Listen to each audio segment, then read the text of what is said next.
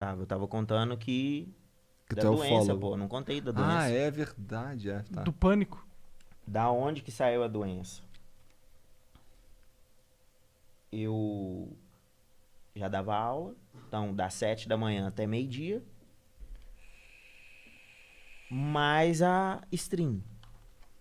Então, às vezes eu ia virado, quando dava meio-dia eu tinha que dormir.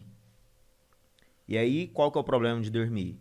Dona Loló, Jurandir, programa policial torando na sala, uma barulheira, quarto quente, sem estar escuro. Toda hora eu acordava. Que merda. Como é que acorda? Não era assim, não? E Não aí, sei, ué. era assim, velho. Aí tinha que vir fazer a live. Logo em seguida, Sem entendeu? dormir direito, fudidaço. 8 horas, 8 horas, 8 horas. Tanto que quando eu fui na psicóloga pela primeira vez, eu falei sobre isso pra ela. Ela até falou assim, olha, não começa 8 horas. Começa 8h10, começa 8h15, começa antes, entendeu? Porque você tá com uma paranoia com essas 20 horas aí. 20 horas, 20 horas, 20 horas. Aí eu falei, pô, será que é mesmo? Então vou dar uma maneirada. Vou começar 21, vou começar 20, 30. Quebrado só pra não dar o gatilho psicológico. É, porque o problema foi que eu comecei a ter medo, assim, pelo menos a teoria que eu formei na minha cabeça foi começar a ter medo de mandar recado. Se uma pessoa se eu mandar um recado, tipo, o Monark viesse aqui em mim e falasse assim, ó, vai ali e manda um recado pro Jean. Aí vinha o pânico. Eu chegava lá no Jean e travava. Queria correr. Por que mandar recado especificamente? Hã? Por que isso? Então, aí eu não sei por quê. Porque devido a esse ambiente, né? Que onde eu não fazia exercício, onde eu não dormia, aonde Trabalhava que nem um condenado. trabalhava que nem um condenado e tudo, o que que acarretou? Certo dia, fui aplicar uma prova na escola que eu dava aula, aplicava a prova de uma matéria só na escola inteira de uma vez. Então, por exemplo, se hoje era matemática, era matemática. Então, tinha 6 turmas do segundo ano. E todo dia eu entrava naquelas turmas. Era 6 turmas, 6 aulas. Uma aula em cada uma todo dia. Então, era 30 aulas na semana. Todo dia eu via a cara de todo mundo. Todo dia eu tava lá. Então, não tem como eu entrar lá e ficar com medo de falar em público. Me deu medo de falar em público. Me deu medo de ficar lá e querer correr. Era um saco ser professor com os moleques no colégio? Não, era tranquilo. Você pô. gostava das aulas? Foi meu sonho. Quando eu passei no vestibular para várias engenharias. Na federal. Em várias federais. Então, eu larguei mão de fazer engenharia para ir fazer matemática. Tanto que eu saí de casa para poder ir fazer matemática. Porque minha mãe ficou com raiva, meu pai ficou com raiva, entendeu? Porque todo mundo queria que eu fizesse engenharia. Foi quando eu fui morar na casa da minha avó. Que, aliás, eu fui morar na casa da minha avó, era no quarto do lixo, que eu esqueci de falar pra vocês. Minha avó era acumuladora. Caralho, que bad vibes. Direto, só tinha. Não era bem iluminado, era um lixo. Tinha a dona Loló vendo. Como é que é? Não, Chumbo nessa grosso. época eu já tinha limpado já. Nessa época eu já tinha limpado o quarto. Mas na época Ela que eu fui deixou? morar Brincando com o ela- Quem é Jurandir. acumulador não deixa mexer. Não, ela não deixou. Ela foi ficando fraca da cabeça. Entendi. Ela foi ficando fraca da cabeça. Tanto que eu até reformei a casa dela, depois que eu comecei a ganhar dinheiro, entendeu? A casa dela caiu os pedaços. Eu reformei a casa Ela tá dela viva ainda? todinha. Tá viva. Ah, legal. O Jurandir que morreu recentemente. Meus pesos. Mas aí ela agora tá com a cabeça meio fraca, né? Ela fica falando, perguntando, cadê ele? Cadê o Jurandir? Aí você vai explicar que morreu, ela vem e chora. Caralho. Melhor falar Ela outra tá com coisa, Alzheimer? então, né? Fica parecendo que tá com Alzheimer. Talvez Mas sim, a esteja. gente já levou pra fazer os exames, Não não tá. fala que não é nada, entendeu? Que não tem nada. Mas aí é estranho, né? É estranho, caralho. porque parece Alzheimer. Né? É estranho. Aí, voltando na história da escola.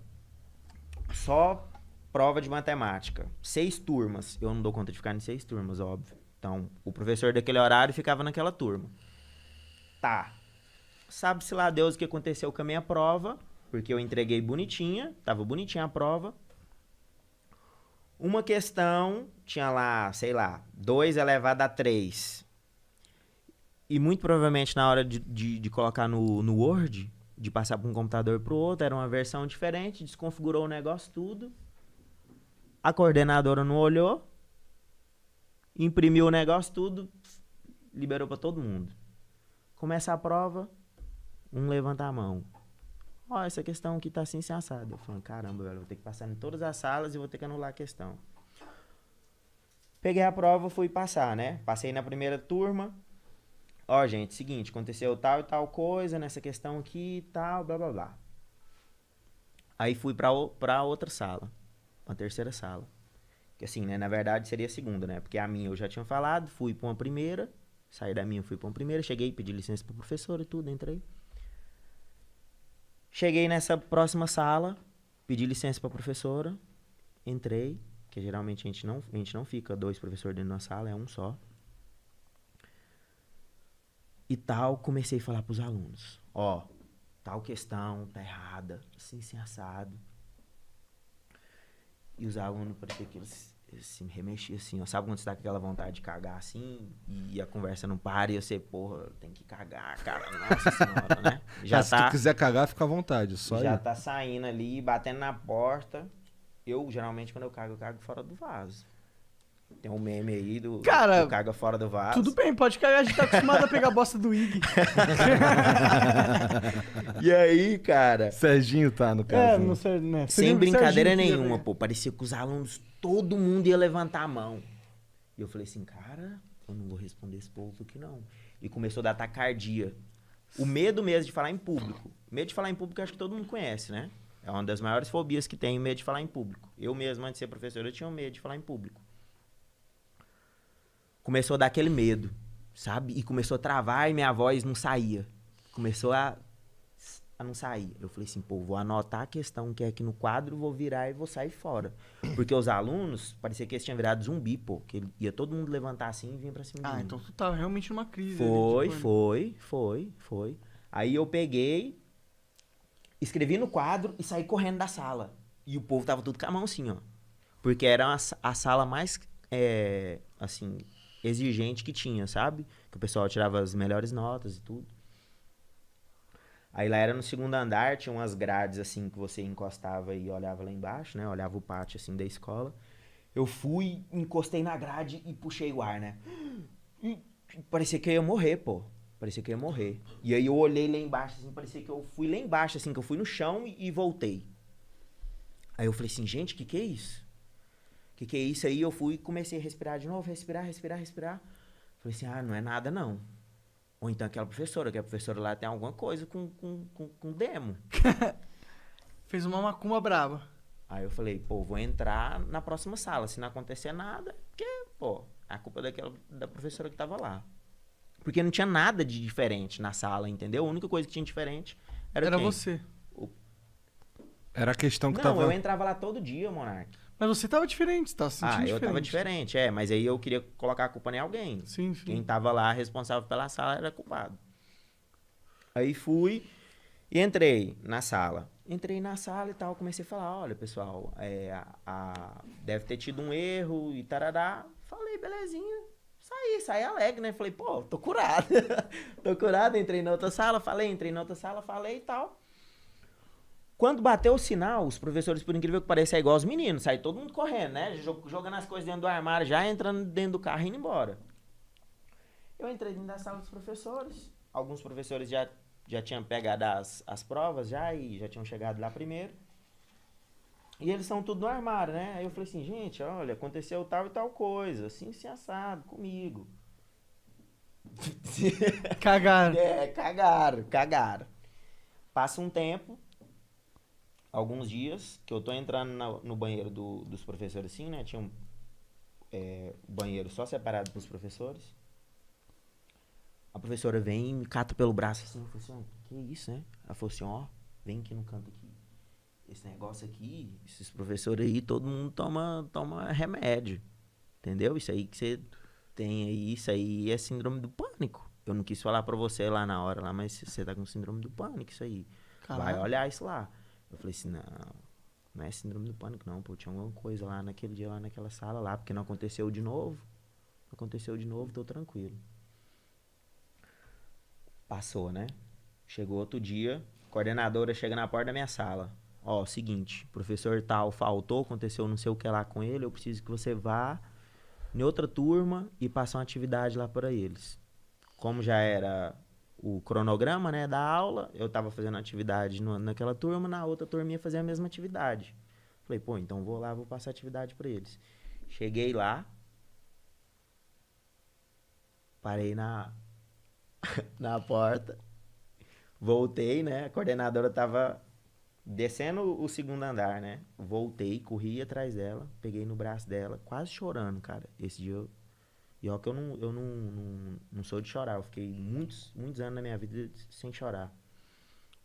Nessa época mesmo, eu devia estar o quê? Há uns 5 ou mais anos sem chorar. Eu parei assim, igual um menino, sabe, fazendo pedido. Eu falei assim pra ela, vai lá na sala lá e dá o recado pra mim, tremendo, sabe? Ela olhou e falou assim pra mim, o que tá acontecendo? Eu falei, não, eu não dou conta de entrar lá na sala, não. Falei, não, mas o que tá acontecendo? Alguém lá falou alguma coisa pra você? Alguém fez alguma coisa? Eu falei, eu não sei porque eu não dou conta de ir lá dar o recado, não. Caralho, que doideira. Que doideira. Agora você imagina, eu voltar pra sala e sentar e ficar pensando, por que eu não dei conta de ir lá na outra sala? E aí você, nesse momento, realizou que você tava com o síndrome do pânico. Não, aí eu realizei que eu tinha que procurar ajuda, né? Que eu tinha que procurar ajuda. E aí tinha outros sintomas também, igual, por exemplo, colega ia na minha casa, na casa da minha avó, lá tinha um alpendre. Alpendre, assim, é um espaço que não serve pra nada, que fica na frente da casa. Que aí é como se a visita chegasse, sabe? Que ela entrasse. Alpendre? É, as casas na América geralmente tem isso. Que é aquele lugar onde fica um banquinho assim, umas flores. Ah, pode crer, pode crer. É mais ou menos aquilo, alpendre. Pode crer. É mais ou menos aquilo. Acabei de aprender uma nova palavra. Aquele trator, qual que era o nome do trator? Trator e alpendre. Esqueci qual que era o nome. Patrola. E aí, cara, você abria a porta da casa e você via o cara que tava lá do lado de fora, porque o portão de grade e um portãozinho pequenininho.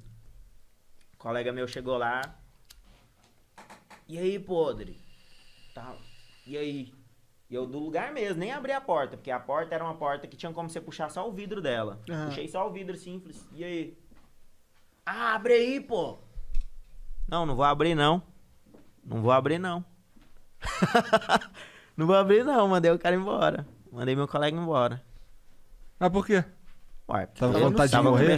Tava começando Eu não queria ver mais ninguém, não queria mais sair de casa. Aí foi quando eu pedi ajuda. Eu fui e falei, mãe, ó, a coisa tá assim, assim, assada, a gente precisa de procurar ajuda aí no psicólogo. Porque tá acontecendo as coisas aí que eu não sei o que tá acontecendo, não.